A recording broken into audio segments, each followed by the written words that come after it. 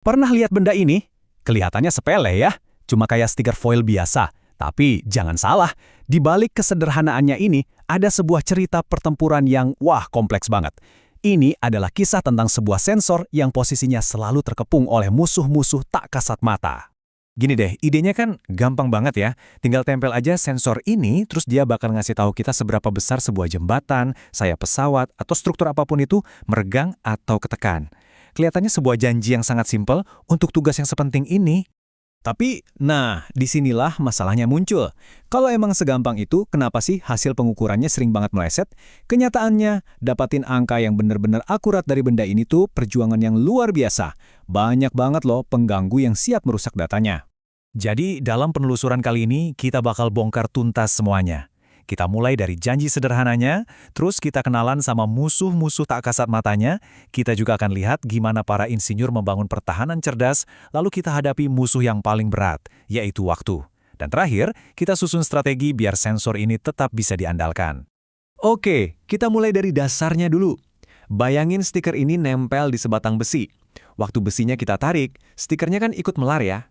Nah, di dalam stiker ini ada jalur-jalur foil logam yang super tipis. Waktu jalur ini ikut melar, dia jadi lebih panjang dan tipis, dan hambatan listriknya jadi sedikit berubah. Perubahan super kecil inilah yang kita sebut strain atau regangan. Simpel kan? Nah, harusnya kan sesimpel itu. Tapi sayangnya strain gauge ini nggak kerja di laboratorium yang steril. Dia harus bertahan di dunia nyata, yang ternyata lingkungannya itu berisik dan sama sekali nggak bersahabat buat pengukuran presisi. Dan dari semua pengganggu itu, ada satu musuh utama. Musuh nomor satu yang paling sering bikin pusing kepala. Siapa dia? Suhu. Dan yang bikin repot, suhu ini nyerangnya licik banget, dari dua sisi sekaligus. Coba kita lihat deh.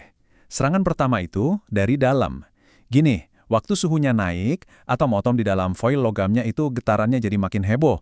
Bayangin aja kayak jalan tol yang tiba-tiba penuh orang joget-joget. Elektron yang mau lewat jadi susah kan? Nah, inilah yang mengubah resistansinya, padahal nggak ada beban apa-apa. Terus ada serangan interaksi. Si gauge, lemnya, sama benda yang diukur, itu kan bahannya beda-beda. Waktu kena panas, mereka memuai dengan kecepatan yang beda juga. Perbedaan pemuaian ini malah kebaca sebagai regangan mekanis palsu. Kacau kan? Dan bukan cuma suhu, ada juga kelembaban. Dia nggak nyerang logamnya, tapi lem perekatnya. Lemnya ini menyerap uap air, jadi sedikit bengkak, dan kebaca lagi sebagai regangan palsu. Terus ada lagi yang namanya EMI, atau gangguan elektromagnetik. Kabel-kabel panjang dan pola foil di gauge itu sendiri fungsinya jadi mirip antena. Dia bisa nangkap noise listrik dari mesin atau kabel listrik di sekitarnya. Sinyal asli regangan yang udah kecil banget jadi makin tenggelam deh. Oke, musuhnya banyak banget. Terus gimana kita ngelawannya? Kita kan nggak bisa ngatur suhu di lapangan atau matiin semua listrik di sekitar. Nah, disinilah para insinyur pakai akal. Mereka nggak melawan lingkungannya secara langsung, tapi mereka mengakali efeknya pakai sirkuit yang jenius. Senjata andalan kita namanya jembatan Wheatstone. Jembatan Wheatstone ini intinya adalah sirkuit penyeimbang. Coba bayangin timbangan. Di satu sisi kita taruh beban yang kita tahu, di sisi lain beban yang mau kita ukur. Nah, sirkuit ini kerjanya mirip gitu, tapi buat resistansi listrik. Dia bisa mendeteksi perubahan resistansi yang super-duper kecil dari strain gauge, lalu mengubahnya jadi sinyal tegangan yang lebih besar dan gampang kita baca. Inilah arena pertarungan kita melawan para pengganggu tadi. Nah, ini dia bagian paling kerennya, evolusi pertahanan kita. Pertama, ada yang namanya quarter bridge. Ini formasi paling dasar, cuma pakai satu strain gauge. Simple, tapi yaitu, dia buta. Dia baca semuanya, regangan asli yang kita mau, dan gangguan suhu yang kita benci. Datanya jadi nggak bisa dipercaya. Karena itu kita naik level ke half bridge. Nah, disinilah kecerdasannya mulai kelihatan. Kita pakai dua gauge, satu yang aktif kita tempel di tempat yang ada bebannya. Satunya lagi kita sebut dummy atau pasif, kita tempel di dekatnya di material yang sama, tapi sengaja nggak kena beban. Gunanya apa? Si dummy ini cuma merasakan perubahan suhu.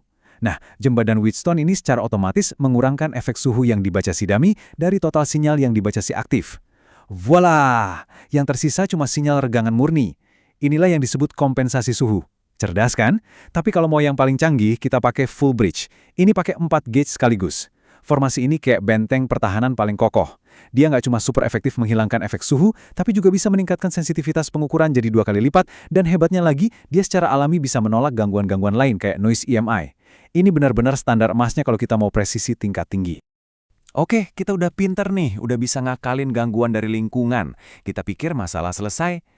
Ternyata belum. Ada musuh lain yang jauh lebih bandel, yang nggak bisa dikompensasi sirkuit secanggih apapun. Musuh itu adalah waktu. Penting banget buat kita paham bedanya. Gangguan lingkungan kayak suhu itu kan sifatnya sementara. Suhu naik, sinyal keganggu.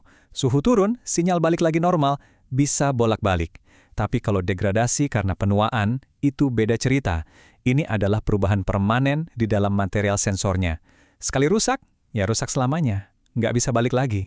Dan ada 4 algojo utama dari penuaan ini. Pertama, fatigue atau kelelahan. Kalau sensornya terus-terusan ditarik ulur, lama-lama muncul retakan super kecil di logamnya. Kedua, creep atau mulur. Kalau sensornya nahan beban berat terus-menerus, apalagi di suhu tinggi, materialnya bakal meleleh pelan-pelan dan berubah bentuk permanen. Ketiga, difusi atom. Ini lebih gila lagi. Dalam waktu yang sangat lama, atom-atom di dalam logamnya itu bisa pindah tempat, dan itu mengubah sifat listriknya selamanya. Terakhir, penyusutan polimer.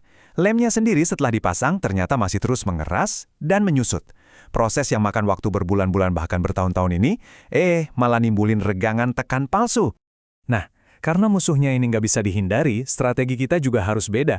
Kita nggak bisa lagi ngomongin kompensasi real time. Sekarang kita ngomongin soal manajemen, prediksi, dan gimana caranya memulihkan diri. Ini dia kuncinya, dan ini harus kita terima. Kita nggak bisa mengkompensasi kerusakan karena penuaan saat pengukuran terjadi. Nggak ada ceritanya kita pasang sensor penuaan di sebelahnya buat membatalkan efeknya. Nggak bisa. Satu-satunya cara adalah mengantisipasi. Dan kegagalan karena penuaan ini ada 2 model. Ada yang bertahap, jadi sinyalnya pelan-pelan geser, makin lama makin nggak akurat. Nah, yang kayak gini masih bisa kita obati dengan kalibrasi ulang secara berkala. Tapi ada juga yang katastrofik. Tiba-tiba aja sensornya mati, putus, atau ngasih sinyal ngaco. Kalau udah begini, nggak ada obatnya. Cuma satu solusinya, ganti baru. Jadi, kalau kita rangkum, inilah resep lengkap buat sensor yang andal. Ini adalah hierarki, dari yang paling dasar sampai yang paling akhir. Langkah pertama, pencegahan. Dari awal pilih bahan gauge, lem, dan pelindung yang paling pas buat kerjaannya. Langkah kedua, kompensasi real time. Pakai sirkuit half atau full bridge yang cerdas itu buat ngelawan gangguan suhu dan EMI secara langsung saat mengukur. Langkah ketiga, koreksi berkala. Jangan lupa secara rutin lakukan kalibrasi ulang untuk memperbaiki pergeseran data yang disebabkan oleh penuaan. Dan langkah terakhir, penggantian terencana. Kita harus sadar, strain gauge ini ada umurnya. Anggap dia seperti ban mobil, komponen yang habis pakai. Jadi rencanakan penggantiannya sebelum dia benar-benar rusak dan menyebabkan masalah besar. Semua ini akhirnya membawa kita ke satu pertanyaan penting. Jadi, sensor yang paling akurat itu yang mana sih? Apakah sensor yang dibuat dengan sempurna tanpa cacat? Atau sensor yang ketidaksempurnaannya justru kita pahami dengan sempurna? Cerita tentang strain gauge ini ngajarin kita satu hal. Di dunia engineering, kesempurnaan itu mungkin cuma ilusi.